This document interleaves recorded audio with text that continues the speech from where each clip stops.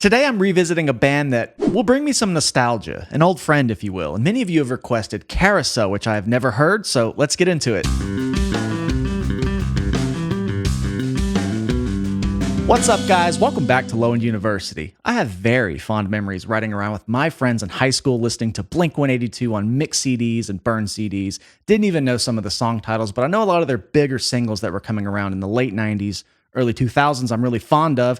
But I got into metal music about that time, and I've not gone back and deliberately listened to this band in a very long time. But you guys have asked for Carousel, which is from the band's debut album, Cheshire Cat, released in 1995. And I'm reading that this was actually one of the first songs the band wrote and was recorded for their 1994 demo, Buddha, and was re-recorded and rearranged a bit to make the track a bit longer. Consequence of Sound in 2015 actually said this song may very well have perfected the 90s pop-punk formula. So I'm excited to go back to these early records, which I've not heard, and check out Carousel by BLINK-182. Here we go.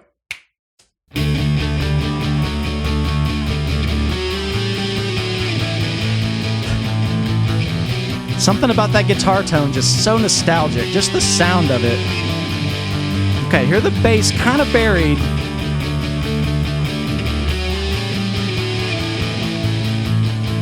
Five, six, 4. 1, 5, 6, 4. Classic pop progression.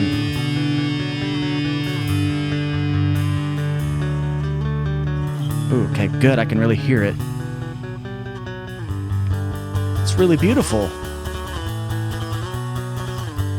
Okay, building up.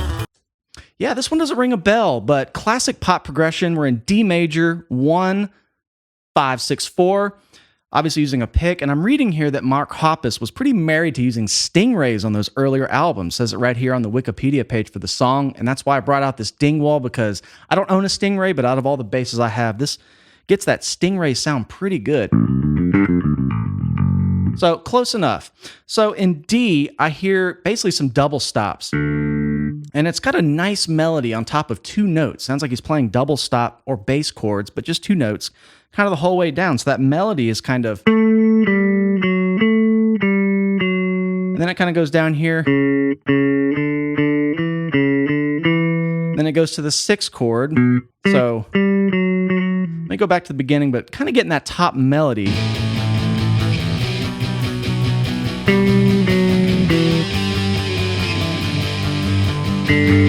Okay.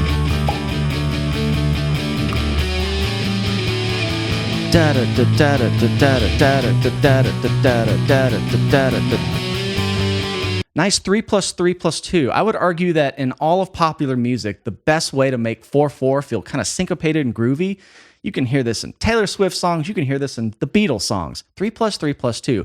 Basically puts the beat kind of on an upbeat one time. That's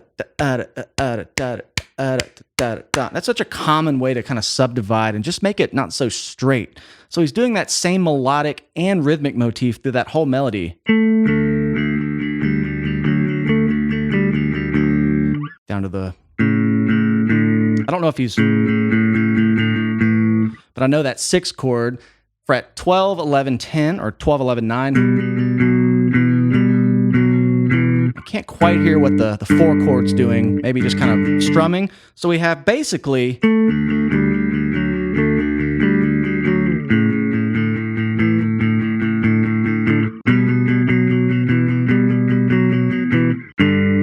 and then he opens up and plays it a little more arpeggiated. So let's go to that part. It really is beautiful.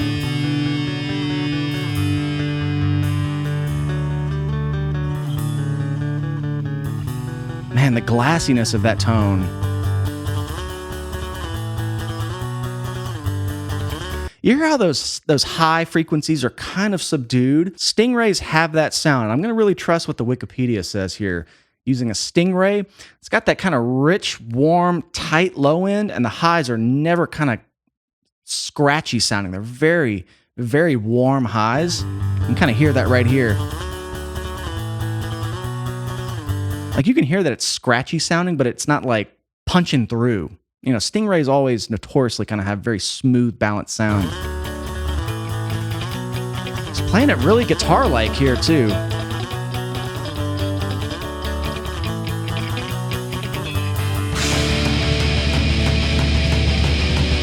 tempo change. Ooh.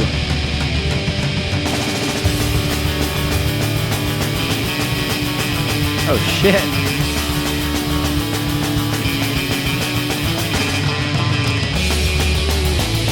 Damn, that's fast.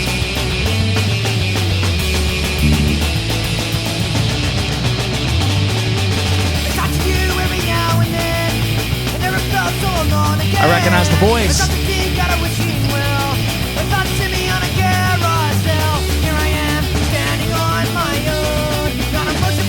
Wow.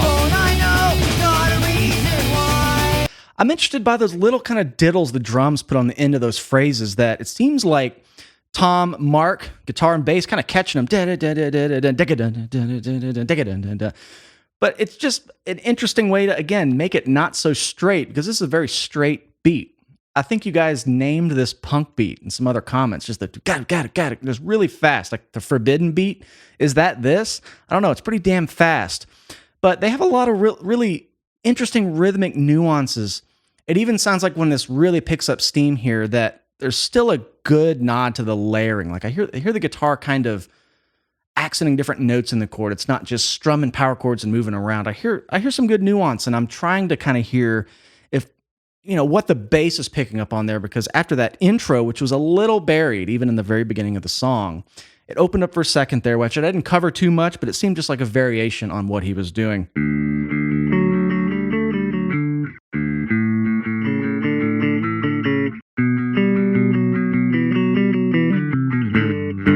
Down to that 4, something like that, but he just kind of did a variation. So I'm curious to kind of hear if I can hear any of those things poking out here.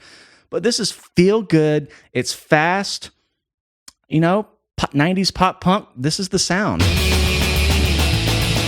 Yeah, that little thing right there. Listen to the way that guitar melody is just kind of venturing off of the root power chord and just being melodic, maybe against everything else. That's kind of a signature sound. You know, all the small things, the BLINK-182 songs I do know from that, where they really broke out, kind of a hallmark of their sound. I was really into Sum 41. I really never talked about that here on the channel, but something about their tones and the way their orchestrations were, it just takes me back to that time and place, very specifically.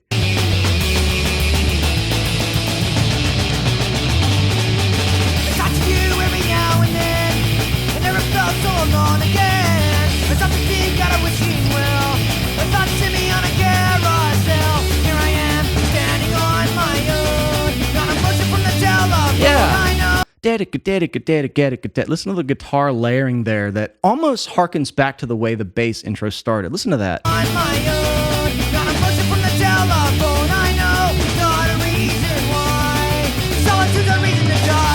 The way that kind of competes with the vocals is really interesting. It gives it a really cluttered, excited, angsty kind of sound, like it's just going to burst open at the seams at any moment, despite none of them in the band playing anything very complex. It's all the way it's put together. The speed makes it seem more intense than it really is. And, you know, whether that was intentional orchestration-wise or not, it's effective. It's effective. That's something I kind of noticed with a lot of these songs. It's taken a lot of simple parts in punk songs, pop punk songs, the songs I've covered, and it's less about what they're writing, it's how they're putting it together. And some bands have 5 complex parts that don't sound good together. So these guys have a knack for that, and I remember that on the songs I do know. Still doing that. Dig it down. Dig it down. Ooh. 2. So the chord progression changes, though. They hadn't gone to that E yet.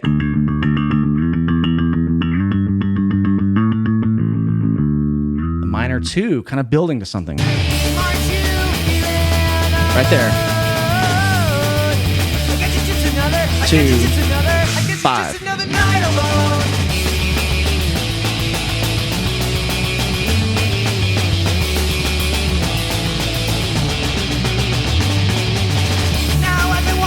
Drums are nuts, man.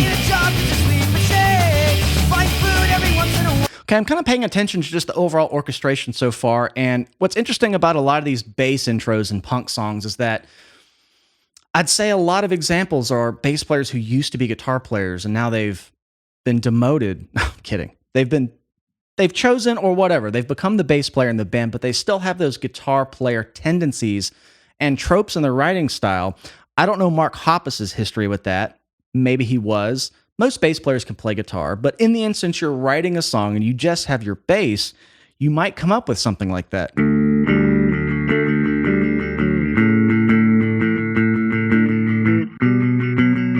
And it's like, hey, this is the part, this is kind of what I'm hearing guitar-wise. I'm going to hand it over to you now, the guitar player, and take it over. And I'm just going to play my typical bass parts. So on and so forth, right? But it's like the bass part sometimes just became the focal point of the song. They didn't change it. They didn't pass it over to the guitar player. So what's interesting in this part of the song now is that that guitar melody in between the vocal phrases takes over that type of melody cadence. It might be a little different, but you can hear that right here. And it's like that's when the bass goes back to just being down here on the root. And it almost would be weird for him to go back up in range because it might lose the bottom end of that song. And that's a conscious decision just in terms of song composition, pacing, momentum. And if he does, maybe a bridge or something toward the end, that would be intentional to just break the song down in that way, to go back to the vibe the intro was giving you. So listen to that kind of, I want to say role reversal here. I guess it's just another night alone. That guitar melody is similar. Bass down there. Now as I walk down the street, I need a job to just leave my shade. Buy food every once in a while, but not enough to purchase a smile. A tank of gas is a treasure to me. I know now that nothing is free. Yeah, broke it down. Here we are. Every now and then, I never felt so alone again. Ooh, cool little callback to the melody. I like that. Every now and then, I never felt. That's cool. Listen how hard he's downstroking there. Every now and then, I never felt so alone again. You just hear that string scrape. Something else I wanted to point out too is that I think he would be playing it in the same manner as the intro, kind of downstroke, but going back to that 3+3+2 kind of rhythm cadence, you wouldn't be able to get that bounce without doing downstrokes. You know, you kind of have to go really accent the note change. 1, 2, 3, 1, 2, 3, 1, boom, boom, boom. If you try to play that with alternate picking, kind of strumming, like you just can't get the upstrokes to kind of match that feel and make sure that rhythm is really cemented. Ba, ba, ba, ba. So downstroke for something like this is completely sensible.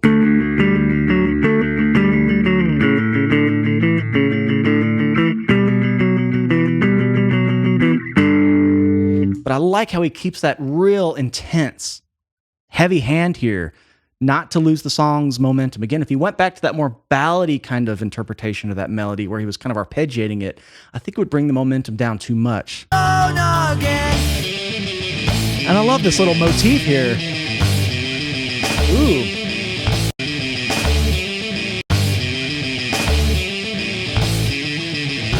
There was an out-of-key note there. I think he made it Mixolydian. I heard that C natural in D major. Flat to 7, so it's giving it kind of a Mixolydian feel now, which is kind of random. Let's see if that, they keep going with that.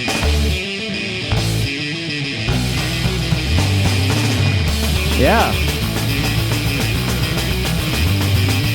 Flat 7. Just to wait and say, how cool life is, it is. Sounds so young. Vocals. I guess it's just another night alone. It's nostalgic. So while that was a new song to me, it had a nostalgic sound. Like I just recognized those hallmarks of Blink-182 sounds. I think their guitar parts are a little more complex and technical than some other bands like this. You know, other bands I've listened to, the bass is really carrying the complexity, and the guitars are just real stock and square, just kind of driving the gritty sound, keeping it underneath, and the bass is venturing out. I feel like both guitar and bass are kind of venturing out in Blink's sound. From what I remember, it's been a long time. But I love the approach of that bass intro and the way it, again, established everything about the song up front. And I like that Mark returned to it and injected it even in the heavier parts. I want to believe those double stops were kind of done more often than I might have heard. But that's a great way to make a song sound bigger than it is, give more weight to it. You know, he could have easily just let the guitar do that and kind of went. But that's a great way to just add some depth to your sound. You know, just do what the guitar player's doing, play a chord with them. Yeah, you're not clashing because you're both playing the same chord. You're actually complementing each other because bass is kind of this sound over here, guitar is kind of this sound over here. And together they make one bigger chord, one bigger sound. And them being a trio as well, I feel like I'm a broken record saying this, but it makes them sound more powerful than they really are. So just a great composition. Adding that little melody on top.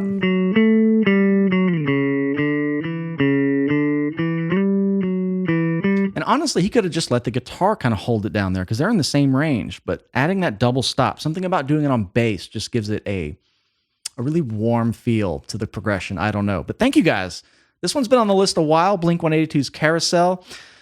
I know they have a new record out. I remember seeing some stuff about that. Have not listened. If there's something on there I should check out, please let me know, because I am familiar with this band despite not being into them very long and much of their discography, really just the big singles. But thank you guys for hanging out with me. Come find us on Patreon if you'd like to support the channel further. Full album reactions, bass lessons, licks, tracks, helix patches, tons of fun stuff over there. Please like and please subscribe. I love you all. Thanks for hanging out with me. Cheers. We will see you next time.